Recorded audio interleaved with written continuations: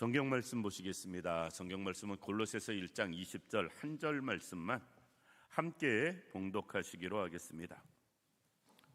골로새서 1장 20절 말씀 찾으셨으면 함께 봉독하십니다.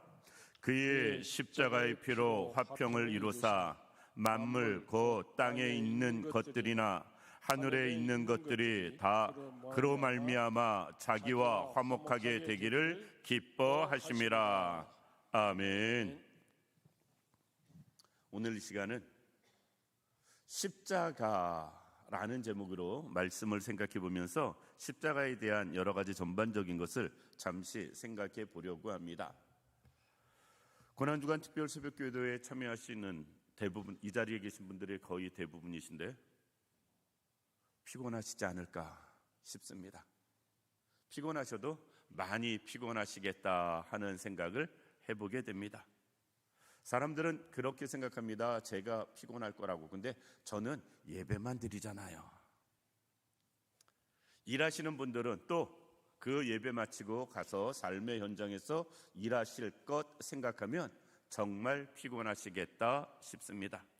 그래도 우리가 이 고난주간 끝까지 주님과 함께하는 삶이 되길 원하고요. 할 수만 있다면 새벽 예배가 끝까지 이어질 수 있는 우리들 되기를 원합니다. 십자가가 무엇일까?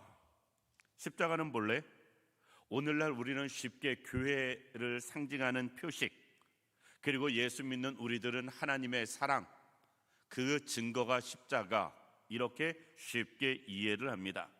그런데 십자가는 원래 페르시아 나라에서부터 그 기원을 찾습니다. 지금의 이란을 이야기합니다. 이 십자가형으로 사람을 죽이기 시작한 게 기록상 문헌상 페르시아에서부터 시작된 걸로 보고 있거든요. 페르시아에서는 이 십자가를 어떻게 사용했냐면, 쉽게 이야기해서 페르시아가 큰 제국을 이루었을 때 이 페르시아 본토를 향해서 저항하는, 요즘 말로 말하면 쉽게 이야기해서 우리나라로 굳이 이야기하면 독립군이나 독립하려고 하는 그 저항 세력들을 처단할 때, 잡아서 처단할 때 십자가에 달려서 사형시키는 모습으로 십자가가 시작이 됩니다. 그것이 로마로 넘겨오면, 로마 시대에는 쉽게 이야기해서 반란을 꾸미는 사람들, 예수님도 유대인들이 밀란을 일으킨다는 제목으로 고소해가지고 빌라도가 예수님을 십자가에 못 박아 죽이게 한 이유도 밀란, 즉 반란을 일으키는 제목 때문에 그렇게 되어지는 모습을 볼 수가 있습니다. 특별히 팔레스타인 지역에서는 폭도들을, 특별히 아주 심한 폭도들을 십자가에 달려 죽이는 모습을 볼 수가 있습니다. 유대의 가장 유명한 역사가 요세푸스 기록에 의하면 팔레스타인 지역 안에서 십자가형을 당해서 처형당한 사람이 최소 수천 명 되었다고 기록을 합니다. 최소 수천 명 이상은 십자가에 달려 예수님처럼 많은 사람들이 사형을 당했다라는 것입니다. 따라서 팔레스타인 사람들의 로마를 향해서 끊임없이 항쟁하고, 그리고 독립을 위해서 부단히 노력했던 것을 짐작해 볼 수가 있습니다. 예수님 시대에는 이 십자가가 골고다 언덕에는 항상 세로 기둥 몇 개가 박혀 있었다고 합니다. 땅에서 올라가는 세로 기둥은 본래 그 자리에 박혀 있는 것이고요. 이제 그 십자가에 달려 죽을 사람들은 가로 기둥을 자기가 그 골고다 언덕까지 지고 올라가서, 그러니까 실상 예수님이 골고다까지 지고 올라가신 것은 십자가 나무가 아니고 가로 기둥 나무 하나만 지고 올라가신 것이 정설로 여겨집니다. 그런데 그 나무도 워낙 커가지고 무겁고 커서 들 수 없을 만큼 큰 기둥으로 이야기하고 있습니다. 그리고 그 가로 기둥에 먼저 땅에서, 우리가 영화 보면 그게 나옵니다. 땅에서 먼저 가로 기둥에 예수님의 못을 박고, 그 다음에 끈으로 그 가로 기둥을 위로 올려가지고 세로 기둥에 붙여가지고 가로 세로 기둥을 합치면서, 쉽게 이야기해서 십자가를 이루는 모습을 보게 됩니다. 그리고 그 머리 부분에는 명패, 즉 죄의 명을 쓰는 모습을 볼 수가 있다라는 것입니다. 예수님은 그 명패에 만왕의 왕, 유대의 왕이라는 글씨로 비웃음으로 썼고요. 그 사건을 통해서 예수님이 십자가에 달려 돌아가시는 모습을 볼 수가 있습니다. 이 십자가 형틀은 313년에 콘스탄틴 대제가 기독교를 국교로 인정하면서 그때 비로소 사라지게 되어지는 모습을 볼 수가 있습니다. 그러니까 십자가에서 사람을 사형시키는 이 제도는 페르시아를 거쳐서 로마 시대까지, 그리고 그 로마가 기독교를 인정하는 313년까지 계속 이어졌던 모습을 볼 수가 있다라는 것입니다. 그리고 콘스탄틴 대제가 기독교를 국교로 인정함으로 그 십자가는 기독교인들에게 사형 틀의 개념이 아니고요, 주님의 고난을 상징하는 것이 되어졌음을 보게 됩니다. 오늘은 본문을 생각해 보면서 몇 가지 십자가에 대해서 생각해 보려고 합니다. 십자가는 죽음과 저주의 상징이에요. 신명기에 보면 21장에 보면 유대인들도 사람을 죽어서 나무에 매다는 것이 구약에 있었음을 보게 됩니다. 그런데 구약의 유대인들은 사람을 나무에 매달아서 죽인 게 아니고요, 다른 이유로 죄를 짓고 죽은 사람을 사람 보란 듯이 나무에 매달아 놓는 그런 모습이 성경에 기록됩니다. 우리나라도 예전에 역적이 있으면 참수를 해가지고 그 목을 큰 성문 앞에 매달아 놓음으로 사람들에게 공포심을 심어주기 위해서, 그리고 모두에게 경각심을 심어주기 위해서 그렇게 전시하듯이 매달아 놓는 모습을 볼 수 있는데, 구약의 신명기 21장 22절 말씀 이하에 보면 바로 유대인들도 하나님 앞에 특별히 죄를 짓거나 사람들 앞에서 특별히 못된 짓 해가지고 죽임을 당한 사람을 나무에 매달아 놓는 모습을 볼 수가 있습니다. 그래서 십자가는 유대인들 입장에서는 하나님이 볼 때 가장 참혹한 형벌, 그걸로 보았다라는 것입니다. 그래서 성경의 스가랴서 5장 1절 말씀 이하에 보면 이렇게 말합니다. 성경에서 저주를 받은 것은 저주받은 일 때문에 그 일이 효력을 나타내게 되고요, 그런 사람들을 나무에 매달아 죽이는 모습을 볼 수가 있다라는 것입니다. 그런데 예수님께서는 죄 없이 나무에 달려 돌아가시는 모습을 보게 됩니다. 이스라엘 백성들에게는 나무에 매달려 죽는 것이 가장 큰 비극이었어요. 그 이유는 무엇이냐면 이 사람은 죄인 중에 죄인이다라는 개념에서 끝나는 것이 아니라 하나님 앞에 벌받은 자다라는 개념이 유대인에게는 있었습니다. 그래서 이스라엘 백성들은 죄인을 죽인 다음에 나무에 매달아 놓는 것, 하나님 앞에서도 저주받은 인생임을 사람들에게 나타내기 위해서 그런 모습을 보여주고 있습니다. 그래서 여호수아 10장 26절에도 사람을 나무에 매달아 놓음으로 그가 하나님 앞에 저주받은 자임을 백성들에게 보여주는 모습 볼 수 있다. 그래서 나무에 매달린 사람들은 요즘 표현으로 말하면 2번 죽이는 거예요.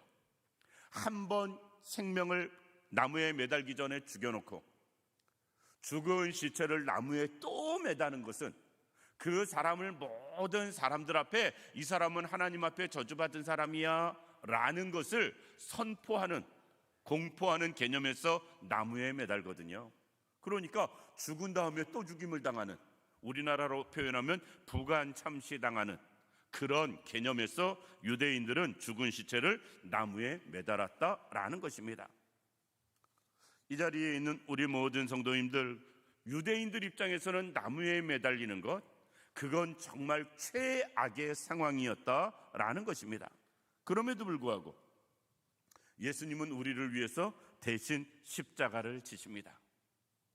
세상의 십자가는 형벌이고 세상의 십자가는 저주였지만 예수님의 십자가는 우리를 위한 속죄의 십자가예요. 우리가 지금까지 이야기한 그런 십자가와 예수님이 지신 십자가는 전혀 다르다라는 것입니다. 로마서 3장 24절 말씀 이하에 보면 이렇게 말씀합니다. 그리스도 예수 안에 있는 구속으로 말미암아 하나님의 은혜로 값없이 의롭다 하심을 우리가 얻게 되었다. 왜? 예수님의 십자가 사건을 통해서. 오늘 본문에는 이렇게 말씀합니다. 그의 십자가의 피로 화평을 이루사. 하나님 앞과 우리 사이에 화평이 이루어졌고 우리는 하나님 앞에서 예수님의 피로 말미암아 죄 사함을 받았다라는 것입니다. 대속이라는 말, 이 말 그대로 속량이라는 말, 대속이라는 말은 예수님이 우리 대신해서 벌 받았다라는 말이고요. 속량이라는 말은 예수님이 그 벌을 받음으로 우리가 사함을 입었다라는 말입니다. 예수님의 십자가가 바로 그런 십자가다라는 것입니다. 그래서 예수님도 이렇게 말씀하세요. 마가복음 10장 25절에 주님이 직접 하신 말씀은 자기 목숨을 많은 사람의 대속물로 주려 함이라. 예수님이 십자가 지신 것은 죄 때문이 아니고 우리를 위해서 자기 목숨을 대속물로 주셨다라는 것입니다. 그래서 사도 바울은 에베소서 1장 7절에 이렇게 말씀합니다. 우리가 그리스도 안에서 그의 은혜의 풍성을 따라 그의 피로 말미암아 구속 곧 죄사함을 받았으니 라고 말씀하고 있습니다.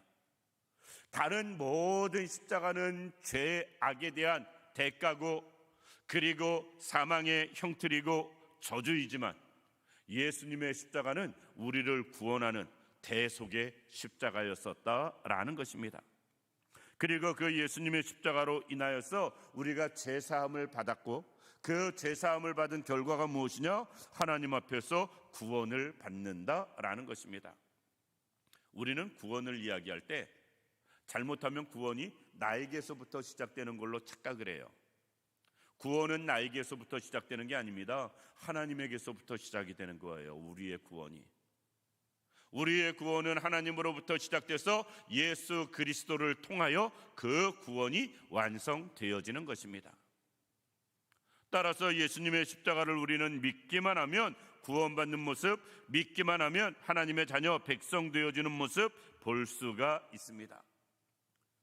요한복음 3장 16절에 하나님이 그 아들을 세상에 보내신 것은 세상을 심판하려 하심이 아니요 저로 말미암아 세상이 구원을 받게 하려 하심이라. 이 십자가를 통해서 세상이 구원받는다라는 것입니다. 우리는 십자가를 통해서 영생을 받고요 구원을 받는다는 사실을 기억하시기 바랍니다. 세상의 모든 다른 십자가와 예수님의 십자가를 같이 놓으면 아니 됩니다. 세상의 모든 십자가는 자기 죄로 말미암은 십자가, 즉 예수님이 십자가 지실 때 양편에 있던 강도들처럼 자기의 죄 때문에 십자가 졌지만 예수님은 우리의 죄를 대속하기 위해 십자가 지셨고 우리를 구원하기 위해서 십자가 지셨다라는 것입니다. 고난주간에 우리가 다른 것은 다 놓쳐도 이것만큼은 꼭 마음에 새길 수 있기를 원합니다. 예수님이 고난받으신 것이 나의 죄를 사하기 위해서, 예수님이 십자가 지신 것이 나를 구원하게 하기 위해서. 그래서 이 지금까지 세상에 존재했던 모든 십자가와 그때 당시에 예수님이 지신 십자가는 전혀 다른 십자가임을 볼 수가 있습니다. 우리가 예수님의 십자가, 나를 죄를 용서해 주시고 구원해 주신 그 십자가, 그것을 꼭 기억할 수 있는 우리들 되기를 원합니다. 하나 더 생각하면 예수님의 십자가는 승리의 십자가예요. 골로새서 2장 15절 말씀 보면, 2장 15절 말씀 보면 이렇게 말씀을 합니다.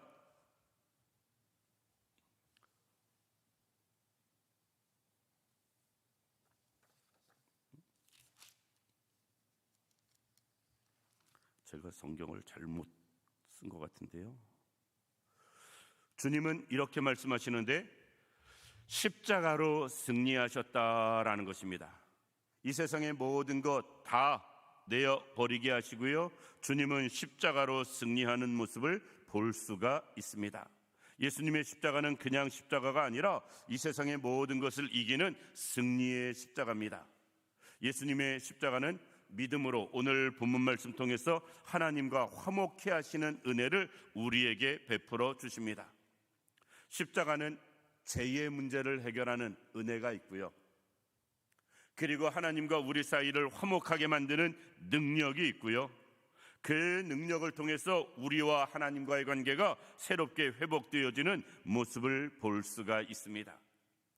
예수님의 십자가는 에베소서 2장 16절 말씀 보면 우리의 모든 죄는 십자가로 소멸하여 주시는 능력이 있고요, 그리고 그로 인하여서 오늘 본문 말씀 통해서 하나님과 화목케 하게 하시는 그런 능력이 십자가에 있다라는 것입니다. 우리가 제자들 입장에서 한번 생각해 보시기 바랍니다. 3년 동안 죽도록 예수님을 따라다녔어요. 그런데 제자들의 눈에는 예수님이 허무하게 십자가에 달려 돌아가십니다. 3년 동안 쫓아다니면서 바라본 주님의 능력이 십자가에서 나타나질 않거든요. 체포당할 때, 재판받을 때, 고난당할 때, 십자가에 달려 돌아가실 때 주님은 단 한 가지도 능력을 행하신 적이 없어요. 얼마나 제자들의 눈에는 고난당하시는 주님이 무기력하게 보였을까?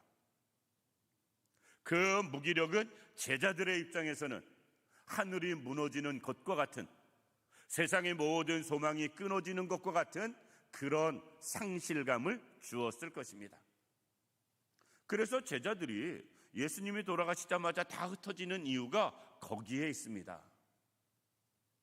예수님이 공생에 사역하시면서 능력을 행하시던 그 예수님의 능력으로 십자가에서도 능력을 행하셨다면 예수님이 십자가 지신 이후에도 제자들은 안 흩어졌을 수 있습니다. 그런데 예수님이 십자가의 길을 걸으시면서는 단 한 번도 어떤 능력도 행하지 않으시거든요. 제자들은 무력감에 빠졌을 것이고요, 그들은 다 낙심해서 흩어지는 모습을 볼 수가 있습니다. 그럼에도 불구하고 십자가는 그렇게 무능력하게 모든 것이 다 포기된 상태에서 끝나는 듯 보였지만 십자가는 십자가로 끝나지 아니하고 부활로 승리하는 모습을 볼 수가 있습니다. 그래서 우리가 고난주간 끝나면서 부활주의를 지키는 이유도 여기에 있습니다. 십자가가 세상에 또는 죄악의 사단의 역사에 무릎 꿇는 것처럼 보여지는 것은 단 한 번의 사건이었고요, 그 한 번의 사건을 통해서 주님은 사망 권세 깨뜨리시고 부활하심으로 말미암아 모든 악한 세력을 무찌르시고 이겨내 승리하시는 주님의 모습을 십자가를 통해서 보여준다라는 것입니다. 그래서 사도 바울은 고린도전서 2장 2절에 이렇게 이야기합니다. 예수 그리스도와 십자가에 못 박히신 것 외에는 나는 아무것도 알지 아니하기로 작정하였다. 쉽게 이야기해서 사도 바울이 예수 말고 십자가 말고는 다른 건 다 소용없다, 그것만 알면 된다 라고 말하는 이유도 여기에 있습니다. 그 십자가가 능력이고 승리가 되어지기 때문에 그렇습니다.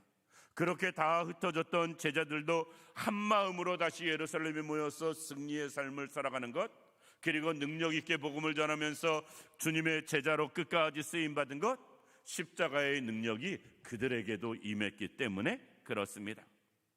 십자가는 실패가 아니고 저주가 아니에요.